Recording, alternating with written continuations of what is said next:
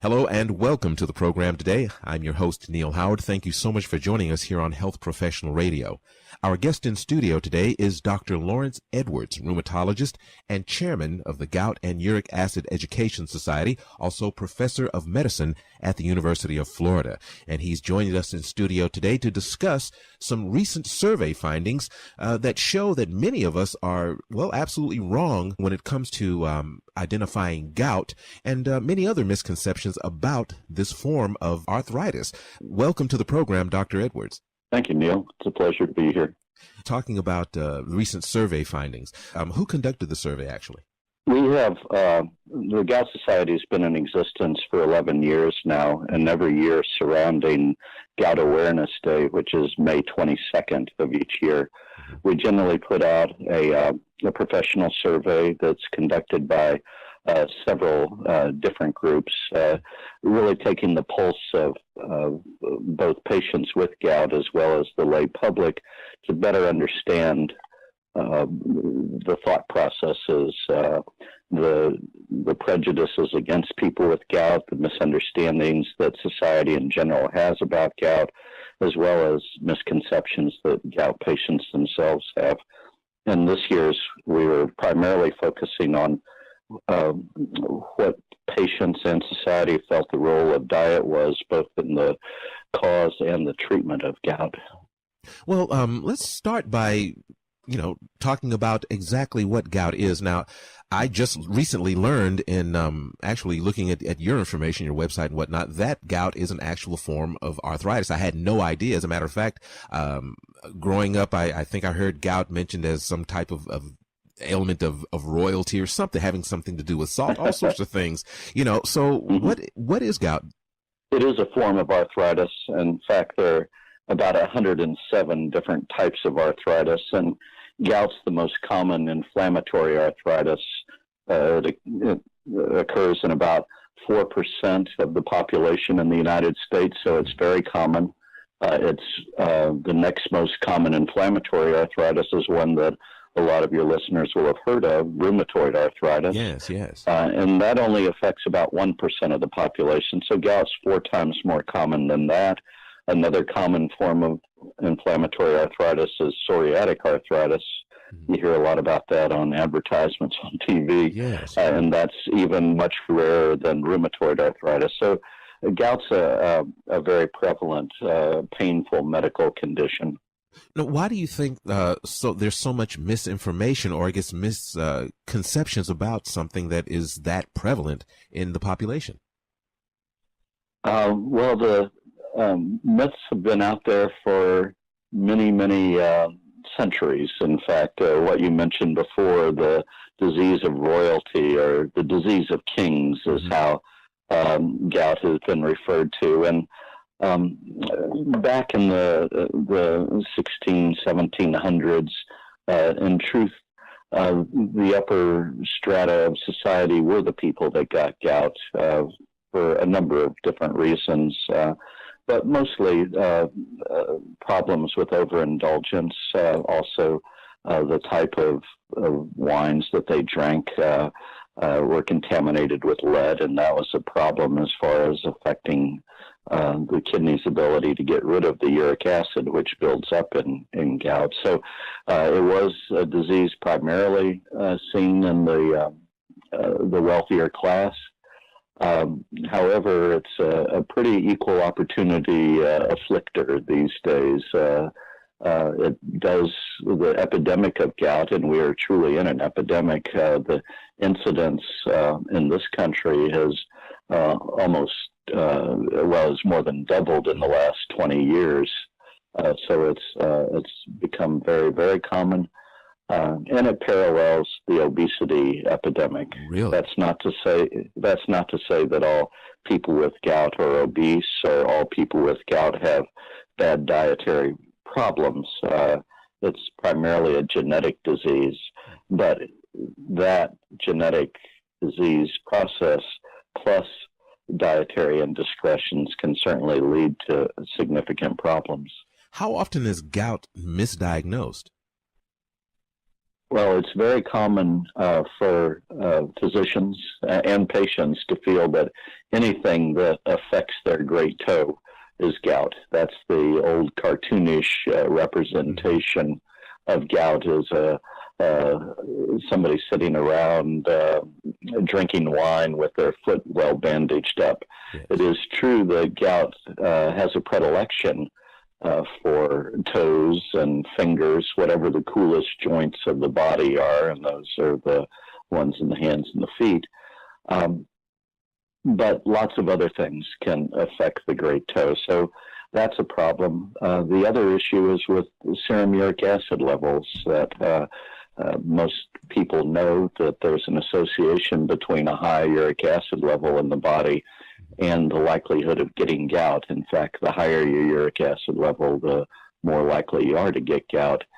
But there's a lot of people that have elevated uric acid levels that will never get gout. In fact, only about 1 in 5 people with elevated uric acid levels get gout. And so there's this problem of overdiagnosing, because any affliction of the great toe is called gout. There's an overdiagnosis because if somebody has joint aches and pains and has an elevated uric acid, they're called gout. On the other hand, there's lots of people with gout that aren't truly recognized by their healthcare providers, sometimes because the patients themselves are a little embarrassed by the disease process and won't report these terribly painful flares and attacks that they get, and so they go unrecognized and untreated by their physicians. And sometimes they're misdiagnosed as other diseases. Well, let's talk about some of the symptoms that are specific to gout. Sure. When gout first presents itself, typically it comes on as a very rapid onset, extremely painful joint involvement, usually involving a single joint, usually in the lower extremities in men. And these include the great toe, but also the midfoot and the ankle and the knee can also be involved. And it usually occurs in men in their 50s and 40s.